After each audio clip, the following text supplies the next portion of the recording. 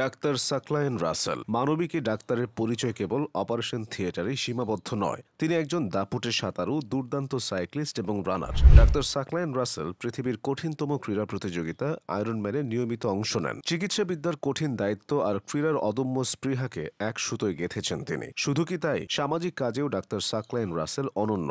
পিছিয়ে পড়া শিশুদের জন্য প্রতিষ্ঠা করেছেন বিনামূল্যের স্কুল। কিভাবে সামলান এত কিছু, বিস্তারিত জেনে নেওয়া যাক। ডাক্তার সাকলায়েন রাসেল রংপুরের মিঠাপুকুরের সন্তান। স্থানীয় স্কুলে পড়াশোনা শেষে ঢাকায় এসে ঢাকা রেসিডেন্সিয়াল মডেল কলেজ থেকে উচ্চ মাধ্যমিক পাশ করেছেন। তার মেডিকেলে ভর্তির গল্পটি বেশ কষ্টের। মাকে হাসপাতালে ভর্তি রেখে তিনি ভর্তি পরীক্ষা দিতে যান। সেই মুহূর্তেই তিনি সিদ্ধান্ত নিয়েছিলেন মানুষের সেবার জন্য চিকিৎসক হবেন। আর সে জেদেই হয়তো তিনি সারা দেশের মধ্যে মেধা তালিকাতে ৬৭তম হয়েছিলেন। ঢাকা মেডিকেল কলেজ থেকে এমবিবিএস শেষ করে বঙ্গবন্ধু শেখ মুজিব মেডিকেল বিশ্ববিদ্যালয় থেকে কার্ডিওভাস্কুলার অ্যান্ড থোরাসিক সার্জারিতে উচ্চতর ডিগ্রি অর্জন করেন ডাক্তার সাকলায়েন। ২০১৭ সালে তিনি Ibrahim cardiac hospital and research ইনস্টিটিউটে ভাস্কুলার সার্জারি বিভাগ চালু করেন। বর্তমানে বিভাগীয় প্রধান ও সহযোগী অধ্যাপক হিসেবে দায়িত্ব পালন করছেন। মাসে ৭০টিরও বেশি জটিল সার্জারি করেন তিনি। টানা ১০-১২ ঘন্টা অপারেশন থিয়েটারে দাঁড়িয়ে কাজ করা তার নিত্যদিনের চিত্র। কিন্তু প্রশ্ন ওঠে, এত ব্যস্ততার মধ্যেও কিভাবে তিনি আয়রনম্যানের প্রশিক্ষণ নেন? তার মতে, শারীরিক ফিটনেস চিকিৎসকদের রোগীকে বাঁচাতে গেলে আগে নিজেকে সুস্থ রাখতে হবে। ২০১৮ সালে রমনা পার্কে জগিং শুরু করেন সাকলায়েন। সেখানে ক্রীড়াবিদ আরাফাতের অনুপ্রেরণায় ধীরে ধীরে বাড়ান গতি। ২০২০ সালে করোনা আক্রান্ত হওয়ার পর চোখের রেটিনা ডিটাচমেন্টের সমস্যা দেখা দেয়। চিকিৎসক সাঁতারের পরামর্শ দিলে ঢাকা বিশ্ববিদ্যালয়ের জহুরুল হক হলের পুকুরে শুরু করেন প্রশিক্ষণ। এরপরই যেন খুলে যায় নতুন দিগন্ত। ২০২১ সালে তিনি সাঁতরে বাংলা চ্যানেল পাড়ি দিয়েছেন। এরপর ২০২২ ও ২০২৪ সালে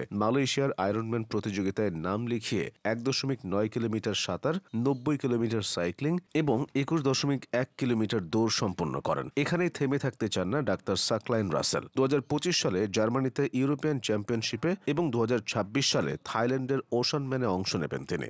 জীবন তাকে শিখিয়েছে, জীবনে থেমে গেলে চলবে না, লড়াই করতে হবে প্রতিদিন। সাকলায়েন রাসেলের ছেলে আরিজ একজন বিশেষ শিশু। তার জন্যই মিঠাপুকুরে প্রতিষ্ঠা করেছেন আরিজ স্কুল। নার্সারি থেকে পঞ্চম শ্রেণী পর্যন্ত ১৩২ জন শিক্ষার্থী বিনামূল্যে পড়ালেখা করে এখানে। স্কুলের সমস্ত খরচ বহন করেন তিনি। এছাড়া দুর্যোগকালীন সময়ে সাহায্য করতে গঠন করেছেন আমরাই বন্ধু নামের স্বেচ্ছাসেবী সংগঠন, যেখানে ৭৮ জন চিকিৎসক সদস্য রয়েছেন। স্কুল জীবন থেকেই স্বাস্থ্য বিষয়ক লেখালেখির প্রতি ঝোঁক ছিল তার। বর্তমানে মাই টিভিতে ১৭ বছর ধরে সংবাদ পাঠ করছেন এবং নিউজ প্রেজেন্টার্স অ্যাসোসিয়েশনের প্রেসিডেন্টের পদ অলংকৃত করছেন। করোনাকালে ইউটিউবে স্বাস্থ্য বিষয়ক ভিডিও তৈরি করে তিনি লাখ লাখ দর্শককে সচেতন করেছেন। তার ভিডিও দেখে অনেকে অনেক ধরনের খারাপ অভ্যাস ছেড়ে দিয়েছেন। ডেসপারেটলি সিকিং ডক্টর নামের ফেসবুক গ্রুপের মাধ্যমে ডাক্তার সাকলায়েন সাধারণ মানুষের প্রশ্নের উত্তর দেন নিয়মিত। ২০০৮ সালে স্ত্রীরোগ বিশেষজ্ঞ ডাক্তার তারানা ফারিয়াকে বিয়ে করেন সাকলায়েন। তাদের দুই সন্তান আরিজ ও আরিবা। বিশেষ শিশু আরিজের যত্ন নিতে গিয়ে সাকলায়েন বুঝেছেন শারীরিক প্রতিবন্ধকতা